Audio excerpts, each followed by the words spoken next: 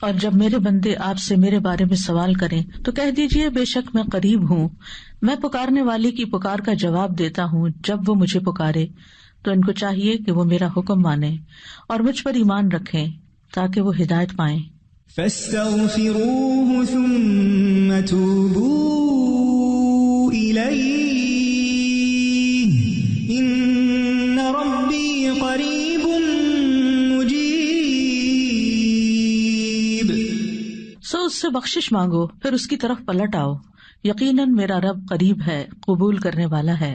اللہم لک الحمد لا الہ الا انت وحدک لا شریک لک المنان بدیع السماوات والارض ذی الجلال والاکرام۔ اے اللہ، ساری تعریف تیرے لیے ہے، تیرے سوا کوئی الہ نہیں، تو اکیلا ہے، تیرا کوئی شریک نہیں، تو بہت نوازنے والا ہے، تو آسمانوں اور زمین کا پیدا کرنے والا ہے، اے جلال اور اکرام والے رب۔ اللہم صلی علی محمد وعلی آل محمد کما صلیت علی ابراہیم وعلی آل ابراہیم انک حمید مجید۔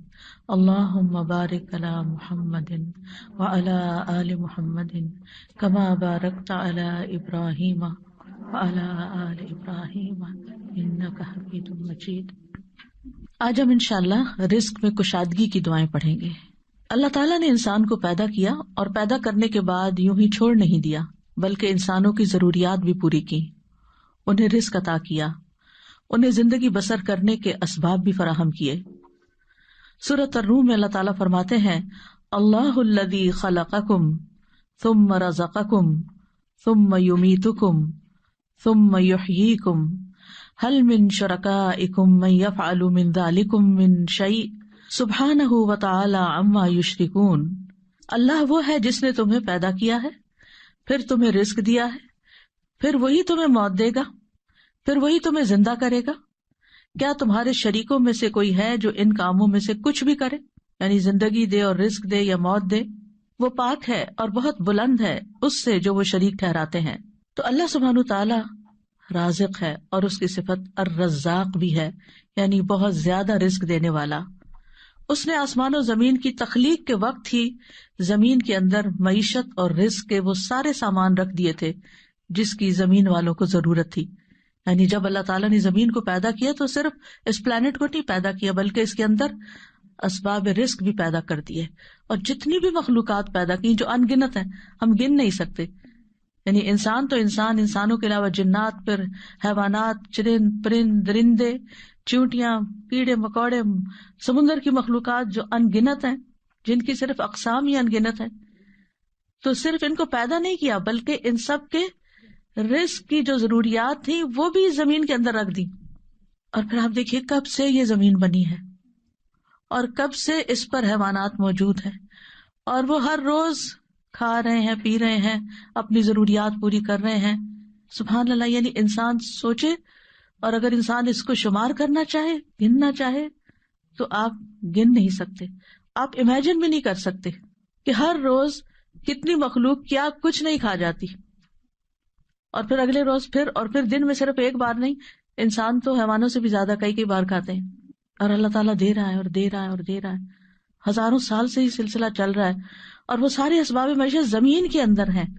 یعنی ایسا نہیں کہ وہ کچھ کھا لیے تو پھر ختم ہو گئے، جیسے آپ اپنی فریج میں سے کچھ نکال لیں تو پھر دوبارہ تو وہ نہیں ملے گا جو آپ نے نکال لیا، لیکن اللہ کی زمین کے اندر جو کچھ ہے وہ آپ نکالتے جا رہے ہیں، اور پھر اللہ تعالیٰ دوبارہ ان میں سے پیدا کرتا چلا جا رہا ہے۔ یعنی ایک ٹری جو آج ہمیں نظر آتا ہے، معلوم نہیں اس کے پیچھے کتنی ہی چین ہے ٹریز کی کہ جن کا یہ بچہ ہے جو آج ہمیں نظر آ رہا ہے۔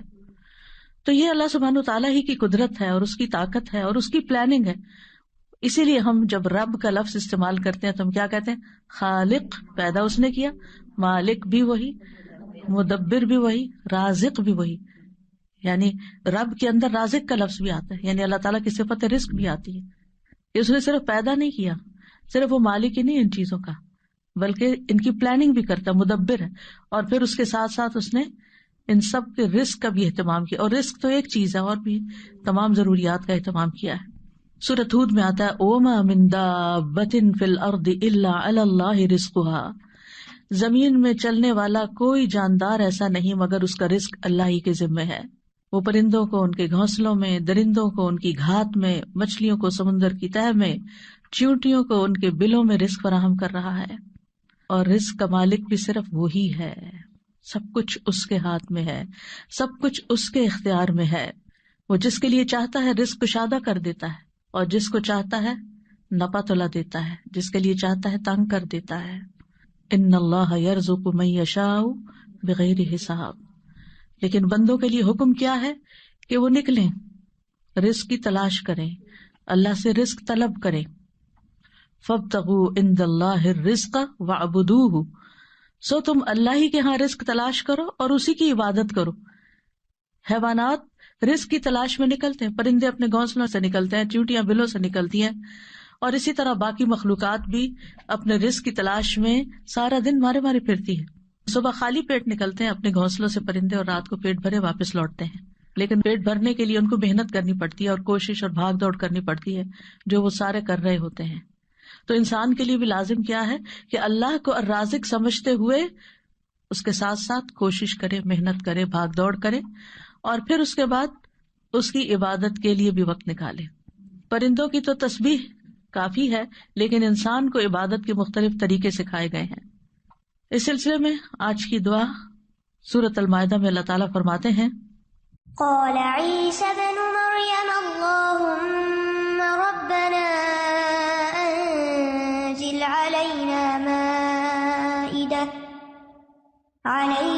مائدة من السماء تكون لنا عيدا لأولنا وآخرنا وآية منك وارزقنا وأنت خير الرازقين.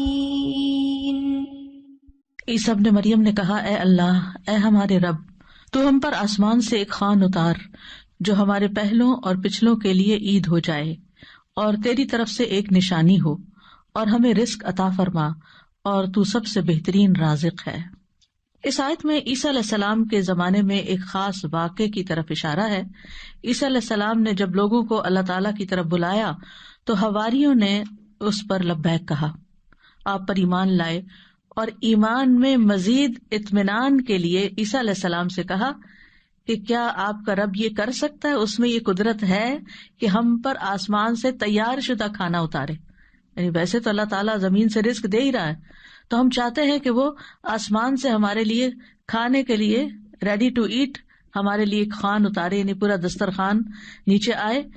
تو عیسیٰ علیہ السلام نے انہیں اس مطالبے سے روکا اور اللہ سے ڈرایا، کیونکہ یہ ایک طرح کا معجزہ تھا، اور معجزہ طلب کرنے کے بعد اگر کوئی شخص اللہ تعالیٰ کی بات نہیں مانتا تو پھر اس کی سزا بہت سخت ہے. لیکن حواریوں نے اپنے مطالبے کی 3 وجوہات بتائیں کہ ہم کیوں چاہتے ہیں کہ ہمارے ساتھ ایسا ہو. ایک یہ کہ ہم فکر معاش سے آزاد ہو کر، یکسو ہو کر اللہ کی عبادت کریں. دوسرے یہ کہ ہمیں یقین حاصل ہو جائے کہ آپ جو کچھ ہمیں کہہ رہے ہیں کہ یہ اللہ کی طرف سے ہے، وہ بالکل سچ ہے، حقیقت ہے، اور اللہ واقعی ہر چیز پر قدرت رکھتا ہے. اور تیسرے یہ کہ جب وہ دسترخوان نازل ہو تو پھر ہم سب خوش ہو جائیں. ظاہر ہے کہ اللہ کی طرف سے جو کھانا آئے گا تو اس کا تو پھر کیا ہی لطف ہوگا اور کیا ہی اس کا حساب ہوگا. تو ہم اس دن کو پھر خوشی کا دن بنا لیں، ہماری عید کا دن بن جائے، اور پھر ہم آئندہ بھی اس دن کو یاد رکھتے ہوئے ہر سال عید منایا کریں. جب ان کا یہ مطالبہ سنا تو عیسیٰ علیہ السلام نے نہایت عاجزی کے ساتھ اللہ رب العزت سے دعا کی. لوگوں کا یہ مطالبہ اللہ تعالیٰ کے سامنے پیش کر دیا، اور اللہ تعالیٰ سے دعا کی کہ لوگوں کو غیب سے رزق عطا فرمائے جو ان کے اگلوں اور پچھلوں کے لیے ایک یادگار خوشی کا دن بن جائے. اور یہ ایسا معجزہ ہو کہ لوگ اپنی آنکھوں سے دیکھ لیں کہ کس طرح آسمان سے اترا، یعنی وہ زمین کے رزق سے پھر مختلف چیز ہو، کیونکہ زمین کا رزق تو سب اپنی آنکھوں سے دیکھتے ہیں، جو کچھ زمین پیدا کرتی ہے اور جو سمندر سے اور مختلف سورسز سے ہمیں رزق حاصل ہوتا ہے. لیکن یہ جو آسمان کا رزق ہے obviously یہ زمین کے رزق سے مختلف ہوگا، تو اس سے ہمارا ایمان بڑھ جائے گا. تو عیسیٰ علیہ السلام نے عرض کی، قال عیسی ابن مریم اللہم ربنا. آپ دیکھیے دعاؤں میں یا اللہم آتا ہے یا ربنا آتا ہے. یہاں عیسیٰ علیہ السلام نے دونوں صیغے استعمال کیے ہیں. اللہم ربنا یعنی حواریوں کا مطالبہ قبول کر کے اللہ سبحانہ وتعالیٰ سے نہایت عاجزی کے ساتھ دعا کی. کہ اے اللہ، اللہم اے اللہ، ربنا جو ہمارا پالنے والا ہے، جو ہمارا رب ہے. اور اس سے یہ بھی ظاہر ہوتا ہے کہ عیسیٰ علیہ السلام اپنے آپ کو نہ اللہ سمجھتے تھے، نہ اللہ کا بیٹا، اور نہ ہی رب سمجھتے تھے، بلکہ وہ اللہ سبحانہ تعالیٰ کو یا اللہ اور یا رب کہہ کے پکار رہے تھے. تو اس سے کیا ظاہر ہوتا ہے کہ وہ خود رب نہیں تھے، اور نہ ہی وہ اس کے قائل تھے، اور نہ ہی وہ کسی چیز میں اپنا کوئی اختیار سمجھتے تھے. اور پھر یہ بھی دیکھیے کہ حواریوں نے عیسیٰ علیہ السلام سے یہ کیوں کہا کہ آپ دعا کریں؟ اگر وہ انہی کو رب مانتے ہوتے تو انہی سے مانگ لیتے. تو ان سے جب انہوں نے یہ کہا تو اس سے یہ پتا چلتا ہے کہ عیسیٰ علیہ السلام کے ماننے والوں کے ذہن میں کہیں دور پار بھی یہ خیال نہیں تھا کہ عیسیٰ علیہ السلام اللہ کا کوئی حصہ ہے نعوذ باللہ، یا کوئی بیٹے ہیں، یا کسی بھی طرح الوہیت کا کوئی مقام رکھتے ہیں. وہ ان کو ایک نبی کے طور پر ہی سمجھتے تھے. تو انہوں نے اللہ سبحانہ تعالیٰ ہی کی ربوبیت کا اس بات کیا یا اس پر ایمان لائے. پھر کہا کہ تکون لنا عیدا لاولنا وآخرنا. عید کا لفظ عاد یعود سے ہے، لوٹ کر آنا، یعنی وہ خوشی جو بار بار آئے، ہر سال پلٹ کر آئے. یہ سالانہ بھی ہو سکتی ہے اور ہفتہ وار بھی. مسلمانوں کی 2 عیدیں سالانہ ہیں اور 1 ہفتہ وار ہے. اس کے علاوہ کوئی اور عید ثابت نہیں ہے جو ہم نے خود سے بنا لی ہیں عیدیں، وہ قرآن و سنت سے ثابت نہیں ہے. تو ہم سالانہ عید تو اچھی طرح مناتے ہیں، لیکن افسوس یہ کہ جمعے کا اہتمام کم سے کم ہوتا جا رہا ہے. جمعے کے دن بھی غسل کرنا چاہیے، اچھے صاف ستھرے کپڑے پہننے چاہیے، تیار ہونا چاہیے، اہتمام کرنا چاہیے. یعنی جمعے کا دن عام دنوں کی طرح نہیں ہونا چاہیے. یعنی وہ دن ہمارے لیے خاص دن ہے، اسے خاص دن سمجھ کر ہی اس میں سارے کام کریں، چاہے وہ عبادت کے ہوں یا جو دوسرے کام ہوں. اور پھر آپ دیکھیے کہ انہوں نے کہا کہ وہ دن ہمارے لیے عید کا ہو لأولنا وآخرنا، ہماری پہلی فرسٹ جنریشن یعنی جو ہمارے دور کے لوگ ہیں، وآخرنا اور جو ہمارے بعد میں آئیں گے، وآیۃ منک، اور تیری طرف سے ایک نشانی بھی ہو، تیری قدرت کی علامت ہو.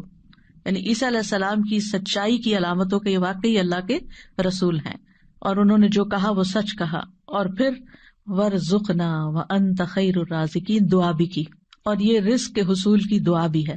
یعنی اتنا حصہ اگر انسان پڑھتا ہے، وارزقنا وانت خیر الرازقین، تو ہمیں عطا کر، ہمیں رزق دے، اور تو سب سے بہترین رزق دینے والا ہے.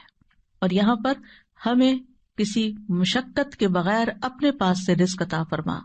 اب آپ دیکھیے کہ اللہ سبحانہ تعالیٰ بہترین رازق ہے، یعنی کس اعتبار سے کہ جو اس کی طرف سے رزق آتا ہے وہ اپنی کیفیت کے اعتبار سے اور کمیت کے اعتبار سے بہترین ہوتا ہے، یعنی سب سے افضل ہوتا ہے. اور انسانوں نے اس کی جو شکلیں بنا لی ہیں، پروسیس کر لیا اس کو، تو وہ اپنی کیفیت کے اعتبار سے بہترین نہیں رہا، کیونکہ انسانوں کے لیے اس طرح فائدہ مند نہیں.